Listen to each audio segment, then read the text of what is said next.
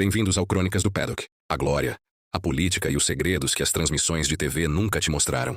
Eu sou o seu correspondente veterano, e nós vamos destrancar mais um capítulo da verdadeira história da Fórmula 1. Aperte o cinto. Inverno de 2008. A Federação Internacional de Automobilismo tomou uma decisão que mudou a pilotagem. O controle de tração foi banido. A partir daquele momento, se o piloto pisasse fundo demais na saída da curva, o carro rodava. Era o retorno do talento puro, do controle de pedal. Na equipe Ferrari, o atual campeão Kimi Raikkonen ostentava o número 1 no carro. Mas a minha esposa, Giulia, que vivia os bastidores de Maranello, me alertou logo nos primeiros treinos na pista particular da equipe. Ela disse: "Vira-lata, o Kimi está relaxado demais. Mas o Felipe Massa, o Felipe está pilotando com sangue nos olhos. Ele entendeu o carro sem controle de tração melhor do que ninguém." Do outro lado, na equipe McLaren, Fernando Alonso tinha ido embora após a guerra civil do ano anterior. O garoto prodígio Lewis Hamilton agora era o rei absoluto da equipe prateada. Ele perdeu o título de 2007 por 1 ponto. Ele não estava ali para brincar. A guerra entre a flecha de prata do inglês e a máquina vermelha do brasileiro estava declarada. A primeira corrida do ano, na Austrália, foi um teste de sobrevivência. Sem o controle de tração, metade do grid parecia ter esquecido. Como se pilota um carro de Fórmula 1. A corrida foi um festival de rodadas. Batidas e motores estourando.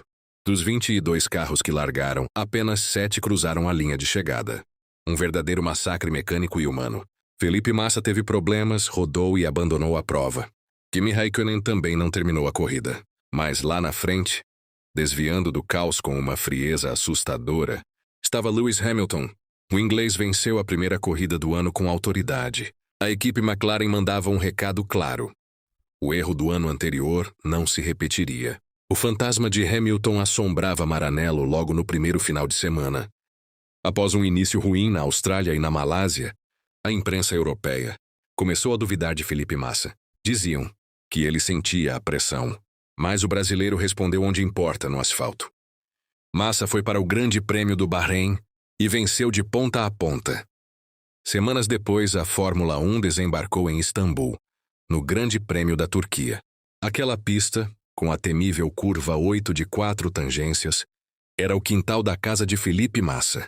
Ele fez a pole position e venceu a corrida com uma facilidade irritante para os adversários. Era a terceira vitória consecutiva dele na Turquia. Felipe provou que não era um segundo piloto. Ele assumiu o protagonismo da Ferrari e avisou ao mundo que a coroa de campeão seria disputada curva a curva, milímetro a milímetro. Maio.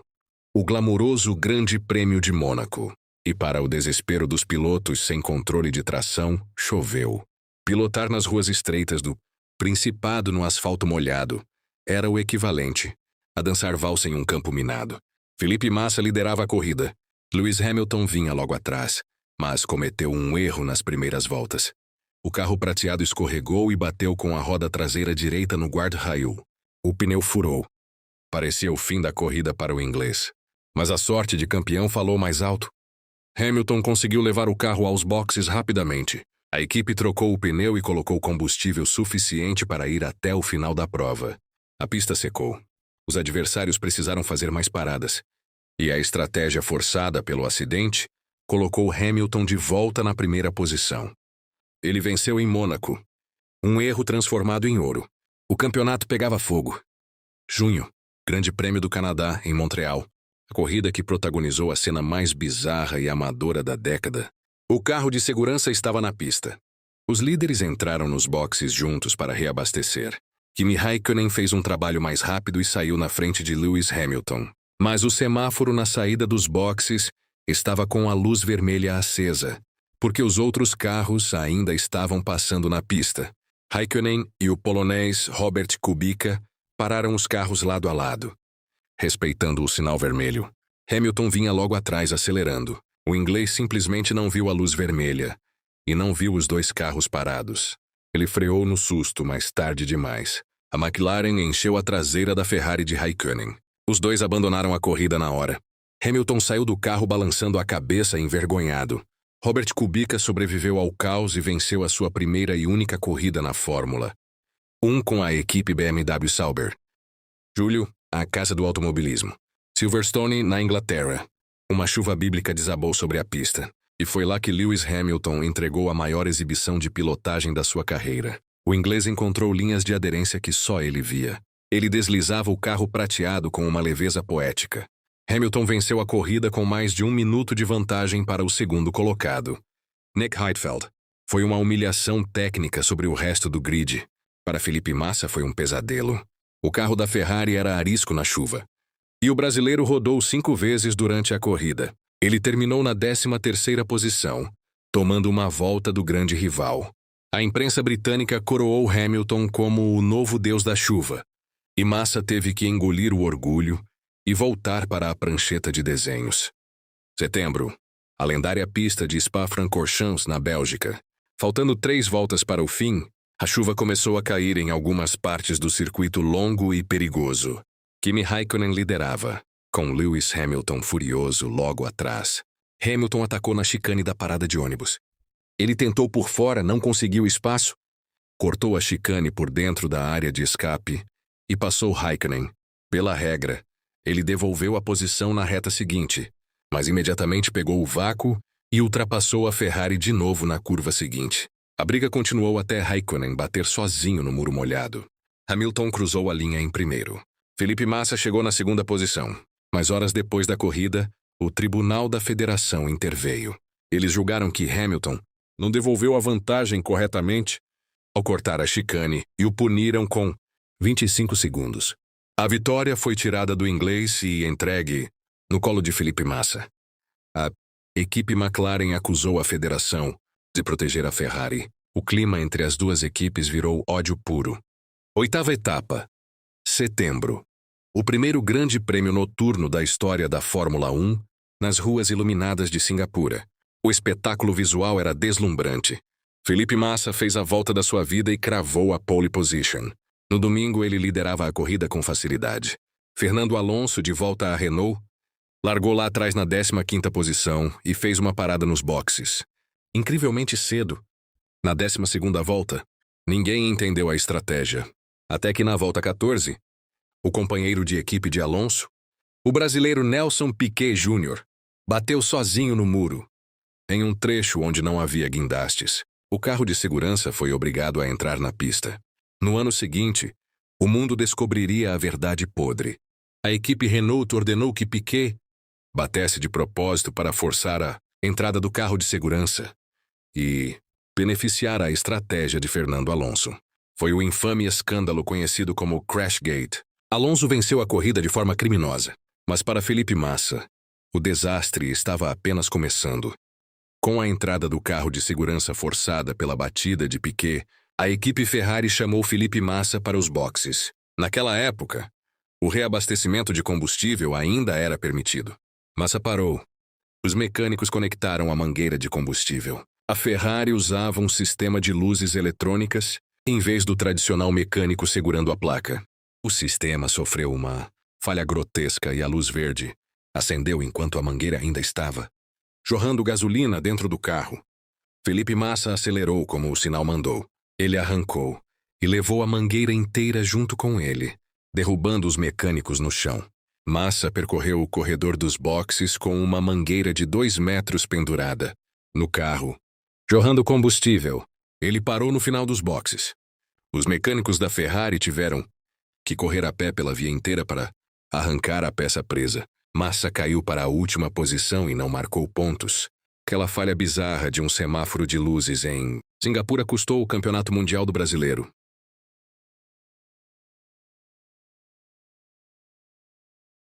A matemática era cruel. Lewis Hamilton liderava o Mundial com 98 pontos. Felipe Massa tinha 91. Para ser campeão em casa, Felipe Massa precisava vencer a corrida e torcer para que Hamilton chegasse, no máximo, na 6ª posição. Se Hamilton chegasse na 5ª posição, o inglês seria o campeão. A tensão em São Paulo podia ser cortada com uma faca. Massa fez a sua parte no sábado e cravou a pole position, levantando as arquibancadas. Hamilton largou na 4ª posição. Minutos antes da largada no domingo, os céus de Interlagos escureceram. O destino preparou o palco para a corrida mais dramática do século XXI. A chuva começou a cair. O balé do asfalto molhado ia decidir quem seria o rei do mundo. A corrida começou com a pista úmida. Felipe Massa largou perfeitamente e manteve a primeira posição. Ele não olhou pelo retrovisor. Ele pilotou o carro vermelho com uma precisão divina, dominando os elementos. Massa fazia a corrida perfeita que a pátria exigia. Hamilton, por outro lado, sofreu. O inglês caiu para a 5ª posição, o exato limite que precisava para ser campeão. E faltando poucas voltas para o fim, a chuva voltou a engrossar. Todos os pilotos foram para os boxes colocar pneus de pista molhada. Todos, exceto o alemão Timo Glock da equipe Toyota. Glock decidiu arriscar e continuou na pista com pneus de pista seca, mesmo com a chuva aumentando, assumindo a 4ª posição. Hamilton caiu para a 5ª, mas na penúltima volta, o jovem Sebastian Vettel, com a pequena Toro Rosso, atacou Hamilton sem piedade. Ultrapassou o inglês e jogou o líder do campeonato para a 6ª posição. O Brasil explodiu. Se a corrida acabasse assim, Massa seria campeão. Última volta. Curva da junção. Subida dos boxes.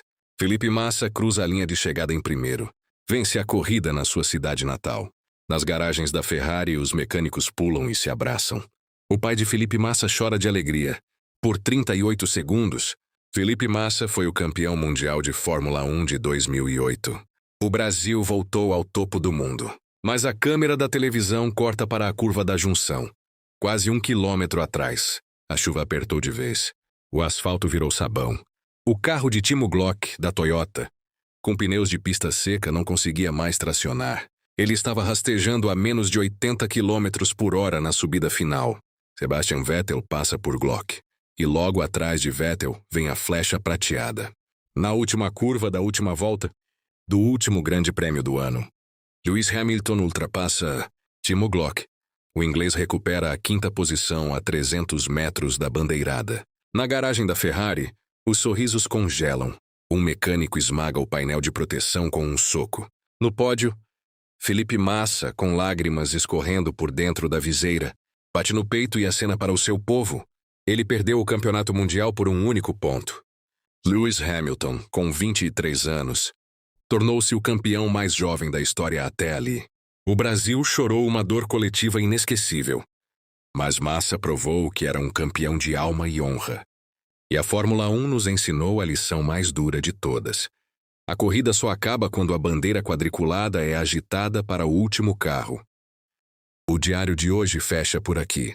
Se a verdadeira história da F1 fez o seu sangue acelerar, inscreva-se no canal.